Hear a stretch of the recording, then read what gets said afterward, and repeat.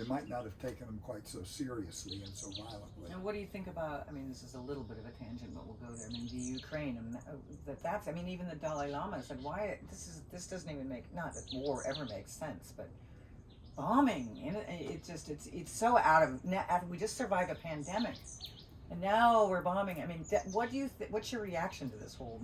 My reaction is that 60 years ago, we told you that nuclear weapons were unworkable. And now, the Ukraine is being sacrificed to NATO because Putin has nuclear weapons. And everybody is afraid to step in for fear that Putin will use nuclear weapons. So it's not even who has the bomb, it's the bomb itself. These weapons are so destructive that technically they can't be used, and yet we're spending billions and billions of dollars. Men like to fight, okay? They're gonna fight. If there were no atom bombs, the 30-nation alliance of NATO would have taken care of Putin in a minute. But he's the guy that says, I've got the end of the world here. You want to pull this switch? Because remember, 10, 15 years ago, the Rand Corporation did a study of a hypothetical war between India and Pakistan in which 50 Hiroshima-style nuclear bombs were thrown. 50. The new weapons are 50 times more powerful than those bombs. Those 50 bombs created what was called global winter. They threw enough dirt and smoke and ash up in the air to block the sunlight for 10 years, which would mean no harvest, no crops, mass starvation, mass migration. So that's what we're bluffing with when we bluff with nuclear weapons. So Putin is just expressing, some bullshit empire idea, wants to set his ego in his idea of history, and will empty Ukraine of all the people. That's why they're bombing the cities. They're not going to do house-to-house fighting like they did in Syria. So they're emptying the cities. They're going to try to break the spirit of those people. But what's more important is that the 30 nations are rendered impotent by the existence of these nuclear weapons, and no one's talking about it. So the real issue is the abolishment of nuclear weapons, because without it, no alliances mean anything. No international law means anything. He's using phosphorus bombs, he's shooting civilians, he's bombing civilians, he's a war criminal. Fine. He's got the end of the world switch in his hand. And the nuclear weapons in Russia and the nuclear weapons in the United States and all over the world are called fire on warning. They're set on hair trigger. So if something happens and they mistake a weather balloon, they mistake a dirigible, and they set their weapons off, ours go off. And that's civilization. The rodents may live, the rats may live. That's what people are bluffing with just by having these weapons. Just by being chesty and macho, and we got these weapons that they can't use without destroying everything. Well, you asked. I know. But the good news is, and when we're talking about that, is that there's a lot of Russians and everybody in the world, there's a lot of people not supporting that madman. Yes. They're saying, this guy's so loco. Am I being helpful when I suggest that everything is being projected out of the energy of the universe at the same time, always? There's Putin, there's the good people, there are the doveniks, the peaceniks. Yeah. It's all here all the time. Okay. One of the things that's made it worse, made it uncontrollable, is nuclear weapons. It's not like you could have everybody being a peacenik and have a crazy guy with an atom bomb. Yeah. What are you going to do? Yeah. Well, I mean, I'll tell you what I'm going to do, Peter Coyote, is that's why I'm doing this magazine. I mean, is all I can do is be good, do my meditation, do my Kundalini yoga. That's right. Talk to my neighbors, say hello to the post lady. That's right. Spread some good vibe. I'm not like peacenik, but be kind. That's right. Evolve within my own interior. That's what you can take care of, and you do that. That's what I do. That's it. That's all I do. But, I work. But back in your day when you were doing the Diggers, didn't you feel like you were really trying to help the world and all of that? I did. And do you look back on yourself and do you think, oh man, I really, or do you think that was great? Or Was it the time or No, I think that I was a mixed bag, and I didn't see myself as a mixed bag. I mean, how many times have you been in a room with somebody screaming for peace?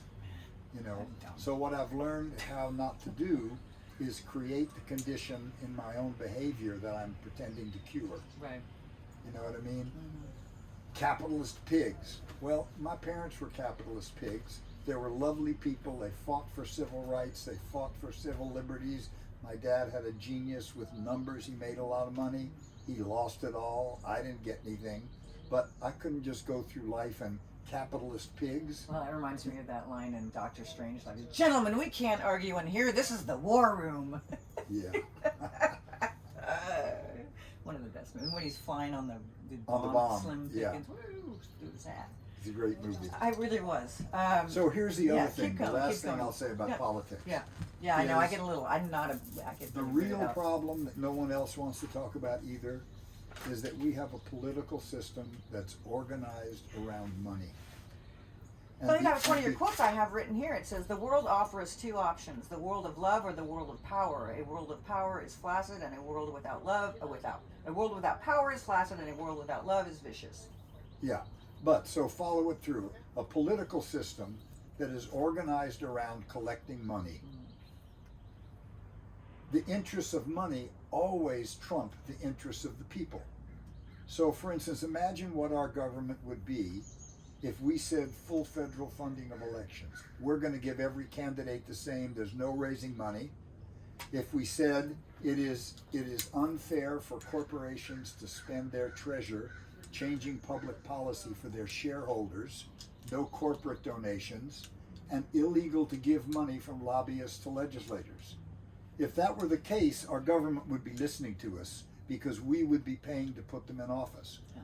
And the fact that we don't means they say whatever we want to hear with their buzz groups and focus groups. They go into office and their real business is repaying their donors. And now we're seeing the division in income and labors and resources that has produced. And we're still not talking about the money. It's just never even up for discussion.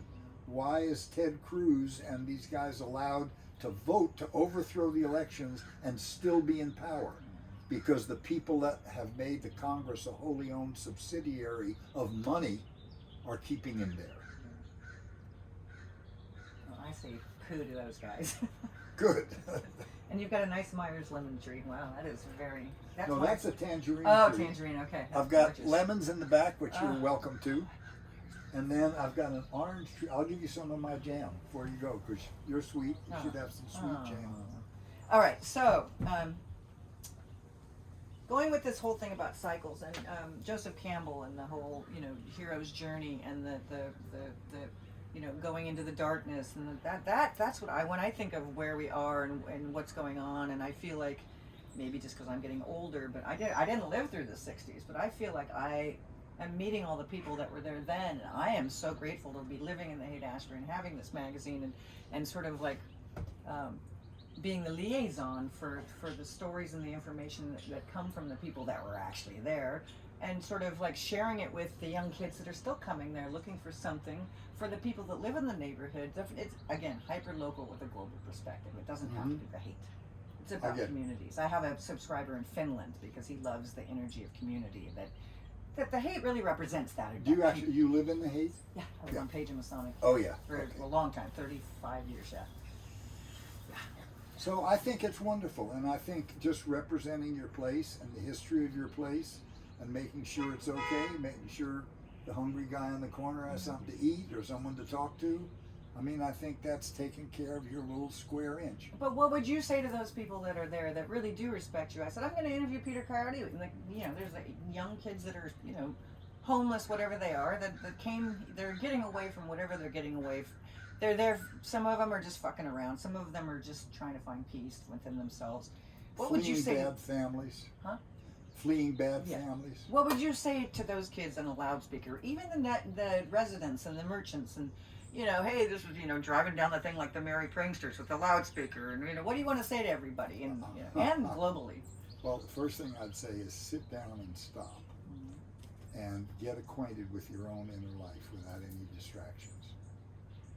What meditating is it allows you to drop below your personality. Your personality only gives you three choices. You can like, you can dislike, or you can be neutral.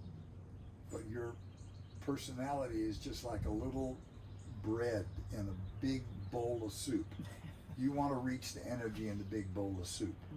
And so I think to take time off, to be homeless is fine, to be scrounging is fine, but don't waste the time. If you don't keep yourself healthy, you're going to have a crummy old age. If you don't take time to really understand how much you can be snagged by your mind and jerked around and learn to control it, you're going to be like a leaf blown in the wind.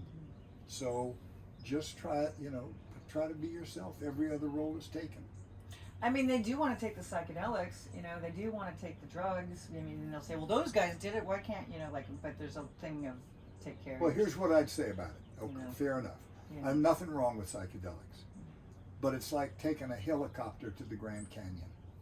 You're going to go there, it's awesome, it's mind-bending, it will shake up your perspective, but you got there in a helicopter. You can't get yourself back. If you get there by walking, meaning meditating, if you get there by walking, you leave breadcrumbs as you go. You find your way back. So it's like having a crutch that you can't do without. So, and on top of that, a glimpse of enlightenment that's not backed up by practice, learning how to control your anger, your fear, your envy, your jealousy, all the negative sides of us that we don't like to look at, that's what keeps us out of happiness and enlightenment. So, yeah, go out to the woods, have a nice day, take a trip. But, my friend Brooks Butcher, I'll show you his picture inside, he's one of the earliest diggers. He clawed out both his eyes on an acid trip, and he drowned trying to escape from the insane asylum. Jesus. I mean, Timothy Leary asked me to go on a speaking tour with him. I thought he was a fucking jerk to tell everybody to take acid. I mean, it's just irresponsible unless it was an experiment for the CIA. He married a CIA agent. I know. He was a friend of mine. I mean, Well, my friends broke him out of jail and he dropped a dime on them and they went to jail. So I don't have a lot of... Yeah, I hear you. I know. He was a lot. Anyway, okay, I won't even put that in there. Okay. So if going with the cycle thing, is there anything, so if we were going to call this cycle of the 60s as sort of the renaissance of psychedelics is happening now, how can we do it better or stronger this time around? Is there something we could do differently now with the... I mean, the mushrooms were on the cover of Newsweek a couple months ago. I mean, that's pretty freaking amazing, really. Well, not really, considering they've been around for 3,000 years and people have been using them. Right, but I mean, in an accepted way. Yeah, we're the last ones catching up. Yeah. So, once again, there's an aspect of psychedelics that get harnessed to personal greed. I want to create my perfect inner state. That's not the enlightenment that the Buddha taught. The Buddha taught that our job is to control ourselves and take care of other people. So there's a part of the psychedelic revolution which I see just like every other kind of thing, where people want to be mellow all the time and they want to not have any problems. There's another side where serious minds are looking at it judiciously and in a kind of controlled way to try to be helpful to people and give them a safe space to work on traumas and stuff like that. That's all to the psychotherapy, psychedelic induced, yeah. But it's this American idea that you're going to drop a pill and be enlightened and then go out and be a better executive, which is just an example of greed. It's just me wanting it all. We're looking for a miracle. That whole thing, Yeah, and if you're not ready to do the work, Chico, thank you, honey. Hi, Chico. If you're not willing to do the work, you're just fooling yourself. Well, Dr. Dave, he is opening the Psychedelic Center, for which I'm going to be the archivist. So what's it going to be? It's going to be a space. He owns the building. It's on Stanion, and it's Stanion and Waller, and it's a storefront. For starting, it's going to be a library of where you can learn about psychedelics. You That's can how the psychedelic shop opened. a reading room, images, photographs, all of that, a place where you can learn about it, and then when psychedelics are decriminalized, it will actually be a place you can come in and get treatment. I see. Yeah, that's the Well, goal. I mean, he's a doctor. He could treat people now. if he Well, chose. no, they're not legal to do psychedelics. Oh, really? No, Uh-huh. no, there's too many red tape. But I mean, the UCSF doctors are right behind him, so he's creating the space. I mean, he's 83 or 4 now. Oh, yeah. So he wants to have this. This is his last legacy, that he sort of wants to create this space before he splits. That's nice. And he's brought me on as the editorial archivist kind of like Oh, nice. space. How fun. So, but one of the things, and this is if we get more testimonials from people, it helps decrim happen faster. Of how have psychedelics enhanced your life? Well, so there is a part of the. Sorry, let me just see Oh, what. God, your ears are good. I was like, what did he? Go ahead, no worries.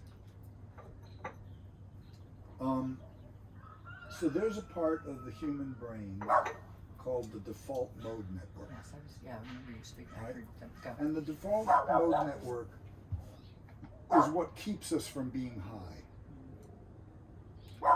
Just imagine that, 25,000 years ago, we were so entranced by a luminous butterfly that we didn't pay attention to the saber-toothed tiger coming behind us. So the default mode network is relaxed by psychedelics and by meditating. And it allows the brain to make new connections and novel connections and utilize some of the enormous power of the brain, which we don't use all the time. Because by recognition, by sight, we look at that, we say plant, leaf, Right. flower. Right. And that language is a shorthand, and it actually gives us a kind of efficiency, but we don't actually feel that flower. Right. We don't actually go fully into it like you do on psychedelics. So psychedelics are really good for softening the ego and allowing you to merge with the object of your attention and to really be in touch in your body, in your feelings, to be in a way optimally human. But if you don't frame that experience with a sober, disciplined life that is also investigating your own weaknesses as a human, you will always be drawn back into your old problems. Do you remember your first trip or your early trips? Or I do. Oh yeah, I do. And what was the great revelation, the great reveal that you experienced? The great revelation was there's nobody home.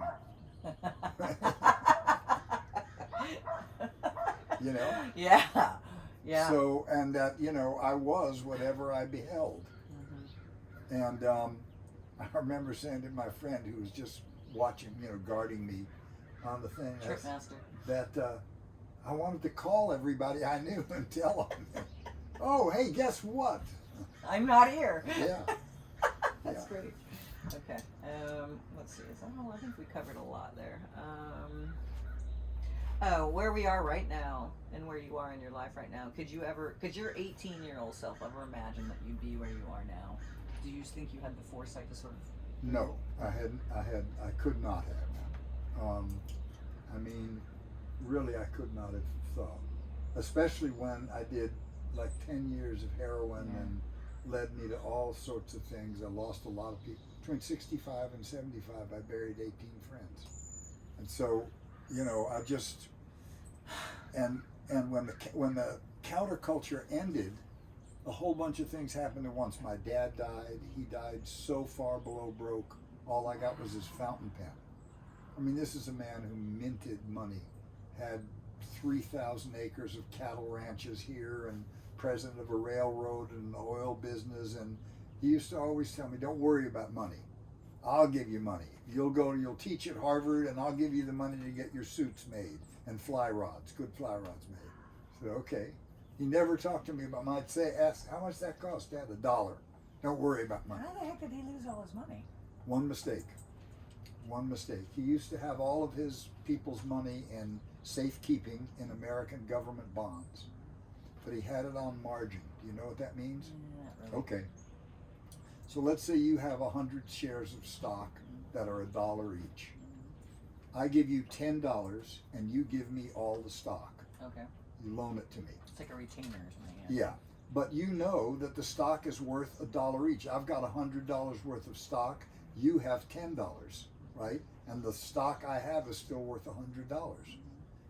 Now, if the price goes down and it's no longer worth $1 a share, but it goes down, let's say, to 50 cents a share, you're going to ask me for money to make up what I don't have in stock, because I only have $50 worth of stock.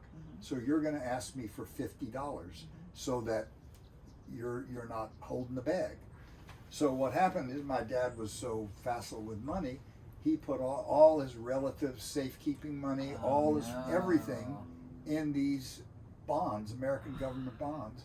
And in 1962, when we invaded Cuba, the bottom fell out of the American government bond market, and he got a $20 million margin call. Is that $1962? That would be $500 million today. Wow. And he kept going somehow for 10 years. We didn't know about it. My sister and I had to sign papers and things. He got my ranch, she got her ranch, all of it. And when he died, people were tugging my mother over the coffin, we want our money. Wow. And luckily, I had been a digger. I lived without money. I never made $2,500 a year for 10 years. And so when he died, I was already living marginally. And I knew I was never going to be a businessman. But I was feeling underused by that time.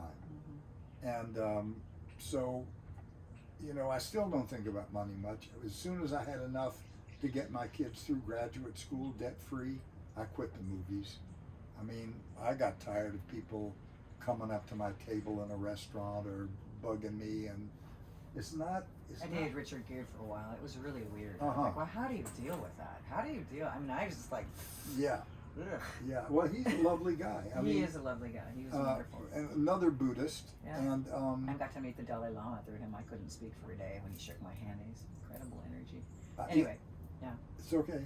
I've done 4 events with the Dalai Lama where I did the opening ceremonies, and he's in the audience, and I'm thinking, wait a minute, what's wrong with this picture? How that, right? What's he doing out there? Anyway, so I forget how we got on. And then money. How money has kind of been irrelevant. I asked you, would your 18-year-old self be able to look at yourself? Yeah, no, I couldn't have. And well, what would you like to say to your 18-year-old self? Well, now, what I would say is what my father said to me. My father's last words to me. We did not get along very well when I was young. I was afraid of him. He was very violent.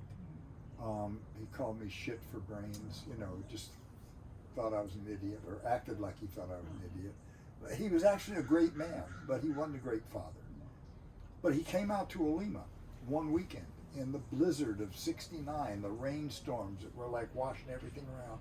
This rental car shows up, and my mother, who's like somebody out of a 1940s film noir, lovely to know you, darling, and my dad with a case of scotch and 1,000 Secanols, red barbiturates, pulls up. We're all inside. There's 4 Hells Angels there. There's everybody. There's 25 people from Olima. Wood stove, no electricity, a 5-gallon hot water heater. probably weed going Weed going, people passing joints to my mom. She's going, no, darling, I've got my Viceroy, thank you. And so, it's like crazy time, and my dad's calling when the Hells Angels get too close, he says, the fuck out of here. Ooh. Well, he was a killer. He was really a dangerous guy.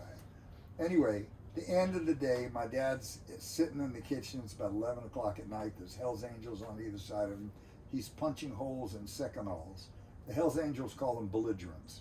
They take them when they're going to fight, or it's like a barbiturate. And they say, well, why are you punching holes in these things? And he says, because when I want them to work, I want them to work fast. And he's giving them reds. And so I come out there and I'm just checking in. Everybody's asleep. He says, you're a better man than I am, son. I said, what are you talking about? He said, all this. And this was squalor. This was too many dirt poor people in a wet and steamy shitbag little farm. I said, Dad, this isn't even a dress rehearsal. He said, I know. He said, but you take care of each other and you share what you have. And he was looking at his own life, you know, where he was like a new style Robin Hood. He stole from everybody and kept it. So I was blown away. Dyslexic Robin Hood. I said, how about a little advice? He said, okay. And he passed out. And I just sat there, and he woke up, and this is what he said. And it's almost verbatim 50 years later, 60 years later. He said, capitalism is dying of its own internal contradictions. And I ought to know I'm one of them. You think it's going to take 5 years. It's going to take 50. And the sons of bitches running it don't give a shit about you or your children or their own children. They've paid their dues. They're going to sell down everything that's not nailed down to get theirs out of it. So there are huge historical forces at work. Keep your head down. Look after your family. Don't let this machine roll over and crush you. Stay healthy. 50 years. That was 1969. No, that was 1971. Okay? So 30 years would have been 2001. So, and then 20, so it's been 51 years. And I have never seen anything in that interim that proved wrong, anything he said. Right. So that's what I'd say to kids. Life is going to be so much longer than you possibly know. Don't blow your health thinking you're going to die by the time you're 20 because you're going to have a shitty old age. Take your time. Think about what you really want. Think about who you really are. Everything's perfect until you compare. Don't try to compare yourself to other people and see yourself from the outside. See yourself from the inside. What do you want? Who are you really? Forget the imagery. Forget the be all you can be and go to a little country and kill people. So life's a lot longer than you think. Yeah. And that's what I would say. And be patient. It's hard to follow your bliss, though. I mean, in general, because you've got to be able to survive. You need to eat. It's bullshit. You know? Nobody can be blissful all the time. Yeah, exactly. And one of the things that meditating teaches you is your moods are going to change. They're like weather. So don't be partial. We don't fall apart when it rains outside. We get cozy up and we build a fire. So when you're conversant enough with your interior life, you're on a bummer, I'm on a bummer. It won't last forever. Yeah. You don't have to run. Look at the people that run away from what they feel. Yeah. The bars are full of them. Mm-hmm. The dope houses are full of them. They're over shopping. They're sex addicts. They're status addicts. They're greedy. That comes from being afraid to face what you feel and your own inner junkyard dogs. What is it? Fuck everything and run. Fear. Yeah. Fuck everything and. Oh, I never heard that. That's good. Yeah. That's good. Yeah. Anyway, so, but sometimes you only learn. I would never have learned. When I came out of the 60s, I lost everything. I mean, my family, my inheritance. I was a single father of a daughter. It's like my friends had moved away. There was no more land. We had nothing. And I had to really stop and figure out what am I going to do. And I started meditating, and I found a psychiatrist. I found a doctor, a friend, who got me off heroin, gave me enough drugs to stop heroin. And then I knew I had to change my life or my daughter was going to wind up in a state home because I was going to overdose. I came back to San Francisco to bring her to her mother's. And I went out and I met a dude, and we went back to his crib and we got high, really strong dope. And when I woke up, he was dead across the table. Oh, shit. And I just let myself out in the hall and closed the door. And I realized that was me. My daughter would be in an orphanage.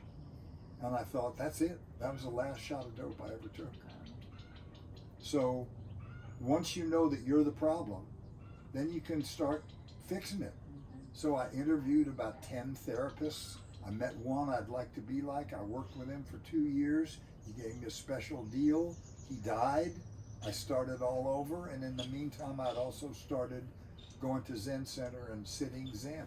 And you were doing voiceovers too. I remember reading something. Not yet, not that early, Okay. not a little later than that. Okay. But how are you getting by? You know, that's why I'm only sort of like saying that because at my age, I mean, I worked at NBC. Sure. I've always had a good job, and you know, in COVID. well, here's what happened when I came back The to money San thing. Francisco. You know Danny Rifkin? Yeah. Okay. I do. Rohan introduced me. Actually, we all had So lunch. when I came back to San Francisco, Danny Rifkin gave me his unemployment. That's, So for 6 months, I had an unemployment check. wow. And then a guy named... Because you were taking care of yourself, something came to you, right? Energetically? I guess. I'd known him a long time. And anyway, then a guy named John Kreidler developed something called the CETA program, the Comprehensive Education and Training Act. And he got the government to give training money to artists. And I heard about it. I joined a line of 1,000 people auditioning for 100 jobs. And I didn't know anything about it. I walked into this room, and my Saint Angel was a guy named Stephen Goldstein, who was the head of the Neighborhood Arts Foundation. And there was 3 people, and I didn't do anything. He said, well, I didn't have anything. He said, do something. So I started to drum, and I made up a song about the Haight-Ashbury and showing up for a job, and I'm good and clever at rhymes. And so they hired me. So I got $600 a month. And then we had to think up something to do. And in the meantime, I was teaching at third world schools in South San Francisco and stuff like that. And then my friend Gary Snyder, the poet, you know who he is? Yes. Gary Snyder won the Pulitzer Prize in '75, and Jerry Brown got him to start a state arts council made of all working artists, and he asked me to join him. So suddenly, I was in charge of the money that the San Francisco Neighborhood Arts Program could get, so I could get my shitty supervisor off my ass. And it turned out that I had a really good head for politics and policy, and I was elected chairman of the Arts Council the next year. It was unpaid. I was still on my $600 stipend, but I'd found something to do. And under my watch, the budget went from 1 to 5 to 8 to 11 to $16 million a year. And we started hiring artists. We had relationships with 14 departments of state, getting them to hire artists to solve problems for them.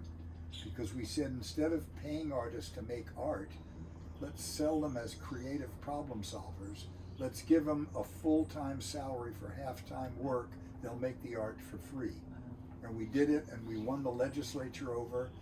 And my success at that, you know, my last Department of Finance committee hearing was in front of 3 rock-ribbed conservative guys from the Central Valley who ran Department of Finance. And I'd been fighting with these guys, but I'd also made relationships with them. We disagreed, but I never judged them and stuff. And so just before I did my testimony, these guys pulled out hippie headbands and put them on. I swear to God, I almost lost them. My eyes teared up. It was like saying, good job. And that's what gave me the confidence to try the movies. I said, you know, I'll give myself 5 years. And if it doesn't work, I won't die with the what ifs. And, you know, and I got lucky.